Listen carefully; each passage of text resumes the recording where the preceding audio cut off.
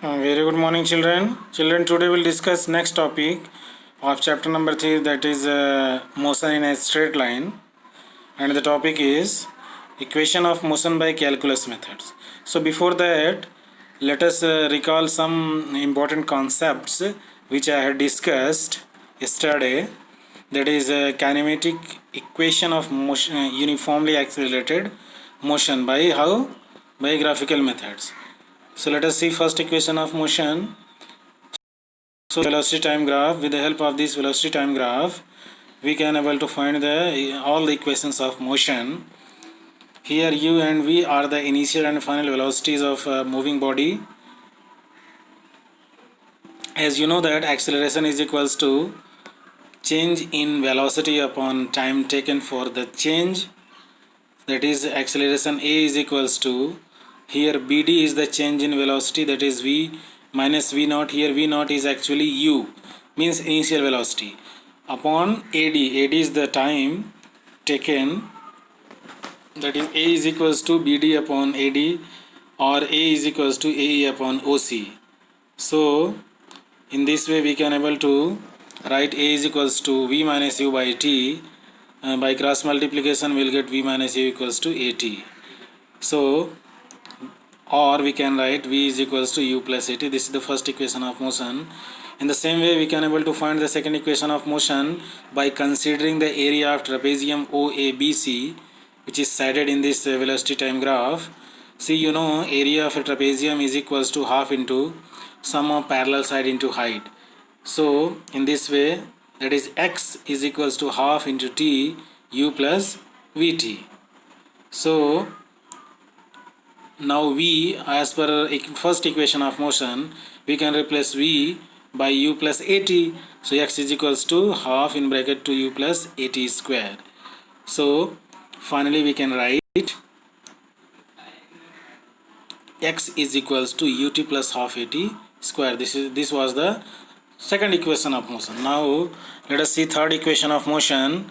Again we have to use the same graph and same shaded region, and again same formula, that is area of trapezium OABC, which gives the distance traveled, that is called displacement. X is equals to half OC into OA plus BC. Again the same formula, that is x displacement, that is equals to area of triangle, is equals to half into sum of parallel side into height. So x is equals to half into t u plus v. So here we know that v plus u is equals to 2x upon t. So from above equation we can write this. This is equation number 1. From first equation of motion we have v is equals to u plus at. From there calculate the value of t by using multiplying equation 1 and 2 with each other. Then we'll get in left side v plus u into v minus u is equals to 2ax. T is cancelled with t. So you know v plus u into v minus u is equals to, it is in the form of a plus b and a minus b. So it will becomes v square minus u square is equals to 2as. Further it can be written as v square is equals to u square plus 2s. So this is how we can derive all the equations of motion. How? By graphical methods.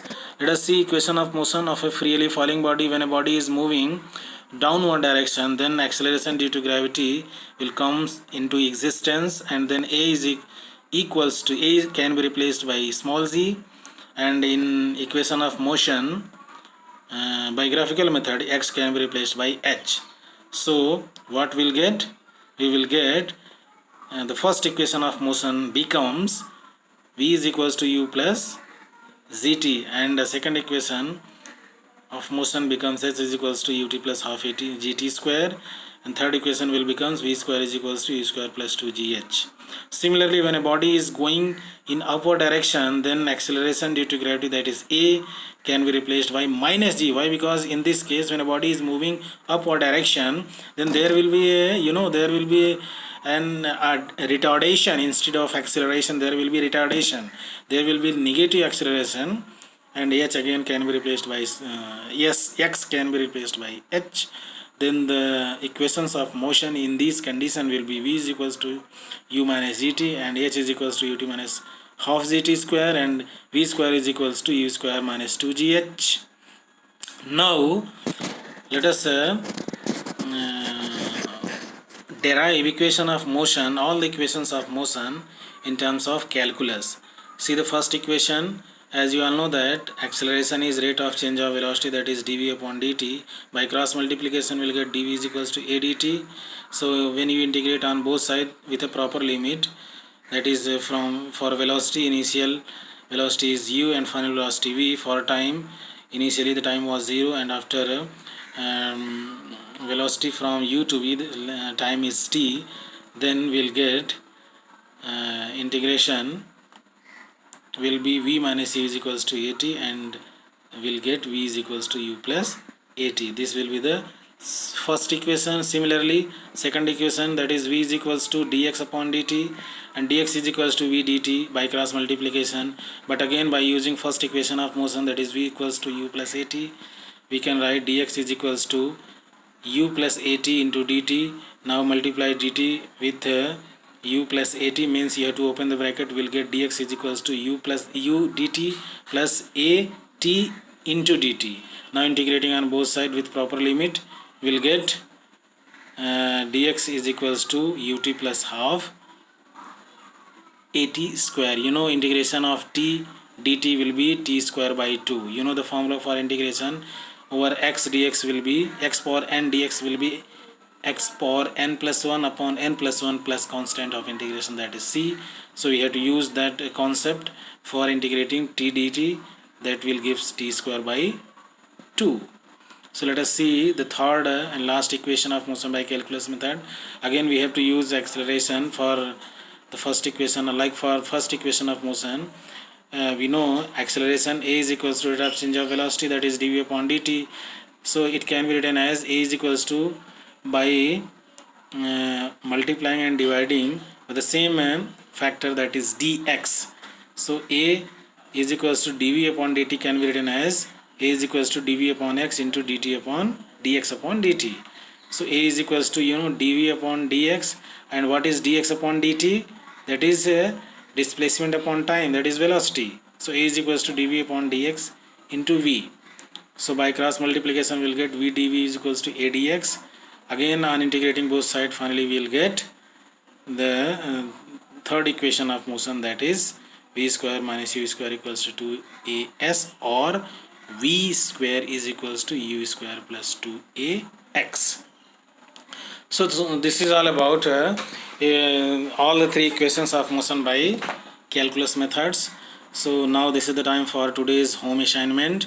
Today you are supposed to do the following question. Number 1, equation of motion by calculus method, that you have to write down in your notes. And second point, you have to write down equation of motion under acceleration due to gravity. In both the case, when a body is moving upward direction, when a body is coming downward direction, in both the cases you have to write in your classwork notes. So in this way this chapter now has been completed, as well as this was the last topic of chapter number 3, that is motion in a straight line. So now this chapter has been completed. In next class we'll start chapter number 4, that is motion in a plane. So thank you very much and God bless you all.